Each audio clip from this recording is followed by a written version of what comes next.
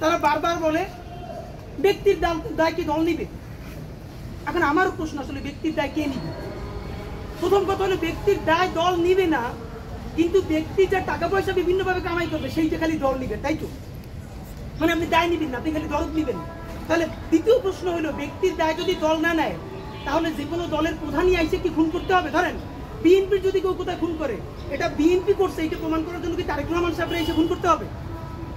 জামাত যদি কোথায় কাউকে হত্যা করে, এটা কি ডাক্তার শফিক সাহেবকে এসে করতে হবে?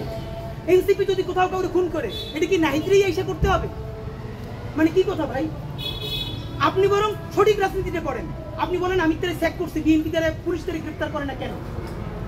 আমরা যতক্ষণ না পর্যন্ত বাংলাদেশের মানুষ রুখে দাঁড়ালো ততক্ষণ পর্যন্ত আপনারা সবাই গেতে চাইছেন আমাদের দলের না এইটা না সেইটা না। সব থেকে ভয়াবহ বিএনপির আরেকটা রাজনীতি, কালকে হাজার হাজার মানুষ রাস্তায় মিছিল করেছে, বুয়েট থেকে শুরু করে সবাই। আবারও সেই ছাত্রদল বিএনপি আগের মতো বলার চেষ্টা করছে, কারো বলছে গুপ্ত শিবির, সাধারণ শিক্ষার্থীর নামে অমুক। এগুলো কি ভাই? আওয়ামী লীগের মতো ভুল করেন না, আওয়ামী লীগ এই কেসটা করছিল। আওয়ামী লীগ রাজাকার করতে করতে কি হয়েছে দেখেন না, কি ইন্ডিয়া পালান লাগছে।